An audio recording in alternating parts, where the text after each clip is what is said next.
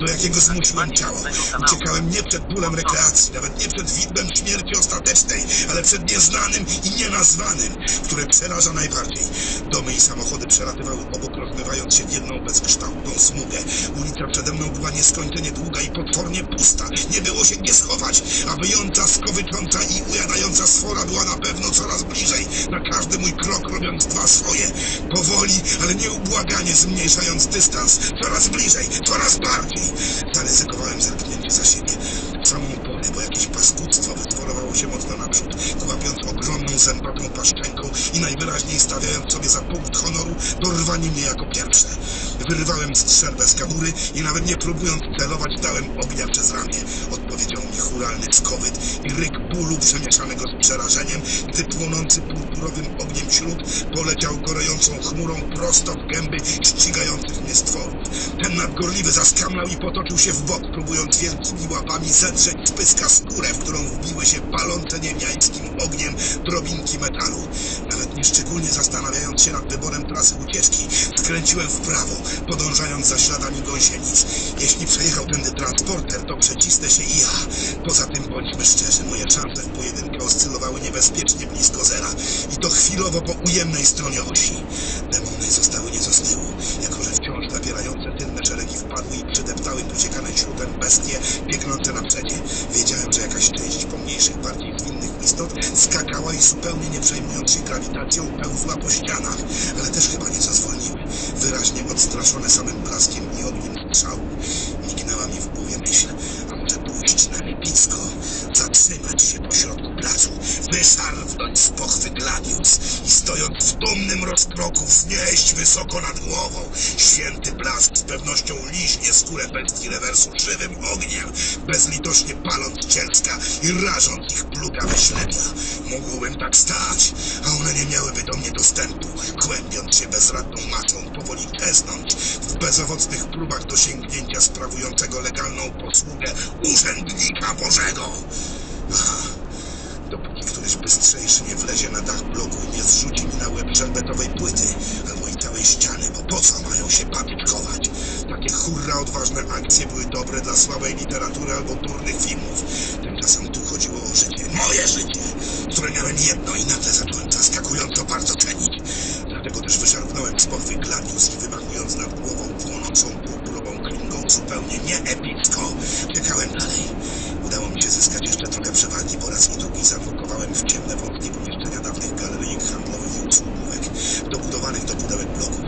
Gladius syczał, strzelał i pryskał ogniem, ale w najmniejszym stopniu mnie to teraz nie obchodziło.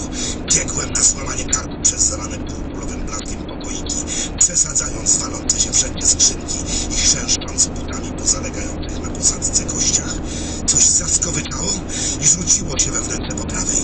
Niewiele myśląc, wyciąłem wściekłego, desperackiego młyńca, a klinga dosłownie szyknęła płomieniem. Poczułem tylko, jak ostrze na krótką chwilę więźnie w czymś twardym i skrzyta po kościach bryznęła gęsta, lepka posoka. Apage satanas! Ryknąłem, kopnąłem w kształt raz jeszcze, ciąłem od góry jak cepem, a potem pobiegłem dalej, bo demony już wlewały się w korytarz za mną, przepychając się i tłocząc w wąskim przejściu. Wyskoczyłem znów na ulicę, odwróciłem się na pięcie i chlasnąłem mieczem po futrynie drzwi, zakreślając je płonącym okręgiem. Nie wiedziałem, czy to cokolwiek pomoże, ale walczyłem tu o każdą chwilę. Zgasiłem miecz, żeby nie zdradziła mnie emanacja. Wyciągnąłem przed siebie obrzyna i czekałem. Pierwszy demon wyleciał z za rogu. Zaryczał i skoczył ku mnie. Jeszcze 5 metrów, 4, kolejne półkraki już wpadały w korytarzyk. Potem pokazało się czoło fali wypełniającej całą szerokość przejścia. Widziałem tylko łapy i kły, ślepia, szpony i kolce. Jeszcze 2 metry, 1,5 i ściągnąłem drugi spust, dając ognia prosto w paszczę stwora. Nawałnica rzuciła nim w tył i cisnęła na ciała pobratymców, którzy zakotłowali się i zawrzeszczeli tysiącem głosów, gdy metal z kuźni Stratiliaty wgryzł się w ich ślepia, zerwał skórę i poszarpał mięśnie, paląc żywym ogniem i przerając się coraz głębiej. Fala demonów zwolniła. Kilka istot wytoczyło się naprzód i chciało przeskoczyć przez barierę, ale znaki trzasnęły i sypnęły iskrami, skutecznie zatrzymując je w korytarzu. Być może mógłbym zaryzykować, przeładować i posłać im jeszcze 2 ładunki, ale nie ma ma co chojraczyć. Ile sił w nogach popędziłem pustą ulicą, ścigany przez pełne wściekłości, bezradne brzaski demonicznej czeredy. Wąskim zaułkiem prześlizgnąłem się pomiędzy blokami i wyskoczyłem na pozostałości parku. Większość drzew wycięto na opał, ale część o dziwo jeszcze stała, co po niektóre nadcięte do połowy, wciąż noszące ślady siekier i pił, czyli ludzie przez jakiś czas tu funkcjonowali. Dopiero potem nadszedł rewers. Nieco dalej widać było wygniecione w śniegu ślady gąsienic, więc nie mając żadnego innego planu, po prostu popędziłem wzdłuż nich. Tym bardziej, że po ulicach znów poniosło się wściekłe, pełne zawodu wycie. Demony musiały przerwać moją na szybko postawioną barierę, pozbierać się i teraz przeczesywały miasto, próbując podjąć ślad. Owszem, być może pochopnie założyłem, że znajdę tych ludzi, kimkolwiek byli, ale też nie miałem wyjścia. Alternatywą było zostać tutaj i ganiać się z demonami do usranej śmierci, w pełnym i bardzo dosłownym słów tych znaczeniu. Triumfalny wrzask smagnął mnie niczym batem. Nie musiałem nawet się oglądać. Na 100% któryś ze stworów wypatrzył, jak biegnę przez szaro-białą pustkę i teraz dawał znać kolegom. Wyciągnąłem nogi jeszcze bardziej. Ostatnie zabudowania zostały za mną i pędziłem teraz po pustej przestrzeni otaczającej umocnienia dawnego przedwojennego jeszcze kompleksu podmiejskich fortyfikacji. Przeleciałem przez most ponad dawno wyschniętą fosą i wpadłem do potężnego budynku bramnego, wciąż trzymając się śladów transportera. To musiało być tu! Nieustannie słyszałem zbliżające się ciężkie sapanie i narastające dudnienie ziemi. Ścigający mnie demon przedswałował przez bramę i ryknął wściekle, widząc mnie jak na dłoni. Dzieliło nas nie więcej jak 50 kroków i coś mi mówiło, że tym razem fortelem się nie uda. Skoczyłem w bok, wznosząc do cięcia klingę. Monstrum nie zdążyło wyhamować i przeleciało obok, ryjąc kopytami zmarzniętą ziemię. Byłem już gotów pocisnąć mu jakimś zacnym czarem i rzucić się do bohaterskiego, z pewnością samobójczego ataku, ale w tej samej chwili pierś demona po prostu eksplodowała ogniem.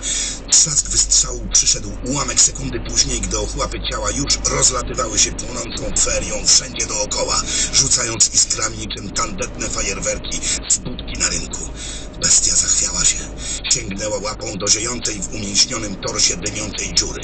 Na tępej mordzie odmalowało się zdziwienie i niedowierzanie. Ślepia błysnęły gniewem. Paszcza zwróciła się do mnie, a potem kolejny strzał rozniósł łeb demona na strzępy. Widziałem niczym w zwolnionym tempie, jak wielkokalibrowy pocisk smugowy leciał ku niemu, ciągnąc snop fosforowych iskier.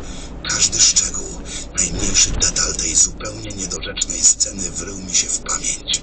Rozwarta otchłań pełna ostrych jak noże zębów, wielkie rogi i nieproporcjonalne łapska, dzika nienawiść w oczach i powolutku wyciągająca się nitka światła, niczym palący się zimny ogień. Drach! I wszystko w kawałkach, tylko ogień i dym. Cielsko upadło na ziemię z głuchym łomotem, prosto pod moje nogi. Przełknąłem kulę w gardle, obejrzałem się na chwilowo pustą bramę i pobiegłem dalej. Tam, skąd najwyraźniej strzelał mój niewidoczny wybawca. Ślady gąsienic ciągnęły się niekiedy klucząc i zawracając na pozornie równych i prostych odcinkach terenu. Kusiło, żeby ściąć drogę na skróty, ale nie ma głupich. Idę o zakład, że kierowca wiedział, co robi i pewnie omijał pochowane pod śniegiem pułapki. Biegłem, płuca paliły ogniem i szarpały się. Cały organizm krzyczał: stop, dość, zatrzymaj się. Cholera, człowiek się nie wiedzieć kiedy przyzwyczaja do biegania na boskich sterydach, a potem syndrom odstawienia uderza w najmniej oczekiwanym momencie. Obejrzałem się przez ramię raz, drugi, pusto. Zwolniłem. Przeszedłem w trucht. Najchętniej zatrzymałbym się w ogóle, położył i sobie cichutko umarł. Ale był to luksus, na który nie było mnie akurat stać. Dookoła mnie panowały cisza i spokój. Wyjące demony zostały gdzieś dalej, poza granicami kompleksu. Coś było nie tak. Miałem wrażenie, że zatyka mi uszy, jak gdyby zmieniło się ciśnienie. Przełknąłem, ale nie pomogło. Czort. A potem zobaczyłem krzyże. Cała okolica zastawiona była krzyżami. Żelaznymi, betonowymi, z drewna, plastiku i jakiegokolwiek innego materiału, który tylko dało się połączyć w taki sposób. Część pewnie przywleczono tu z lokalnych cmentarzy, inne zaimprowizowano